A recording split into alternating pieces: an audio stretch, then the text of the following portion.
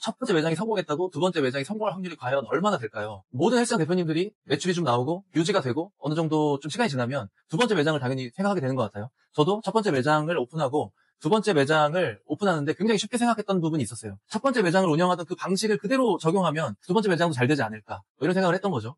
제가 운영해본 결과 세 가지 문제점이 있었는데 첫 번째는 인프라의 차이가 있다는 거예요. 기본적인 구조 자체가 달라요. 첫 번째 매장을 운영할 때는 대표님이 정말 모든 걸 다 참여하고 정말 모든 그 세세한 것들까지 다 함께하기 때문에 운영이 되는데 매장이 두 번째부터는 이런 주먹구구식의 운영 방식이 더 이상 먹히지 않는다는 거죠. 문제점들이 하나씩 분명히 생기게 될 겁니다. 그리고 두 번째 문제, 고객층의 차이가 있어요. 첫 번째 매장은 이제 우리의 서비스에 어떤 만족한 단골 고객들이 분명히 많을 거예요. 이 단골 고객들로 인한 소개도 있을 것이고 이런 걸로 자리를 많이 잡았을 텐데 두 번째 매장을 오픈하게 되면 이런 단골 고객을 만들기까지 시간이 굉장히 오래 걸릴 수밖에 없어요. 그래서 이 부분이 꼭 있다는 걸 내가 꼭 참고하셔야 되고 그리고 마지막 세 번째 가장 중요한 문제인데 직원 관리가 어려워질 수 있어요.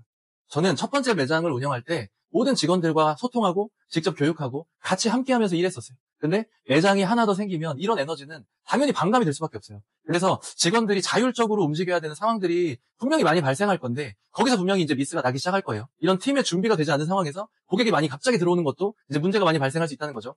결론적으로 매장을 하나 더 오픈하는데 대표님들이 너무 쉽게 생각할 것이 아니라 이 매장 두 개째부터는 이런 세 가지 문제가 발생할 수 있다는 점을 꼭 기억하고 대비하셔야 좋을 것 같습니다. 정리해보면 구조적으로 차이가 있다. 인프라의 차이가 있다. 두 번째, 고객층의 차이가 있다. 마지막 세 번째는 직원 관리에 어려움이 분명히 생길 것이다. 이런 문제점이 있다는 것을 대표님들이 알고 미리 대비를 하시면 좋을 것 같습니다.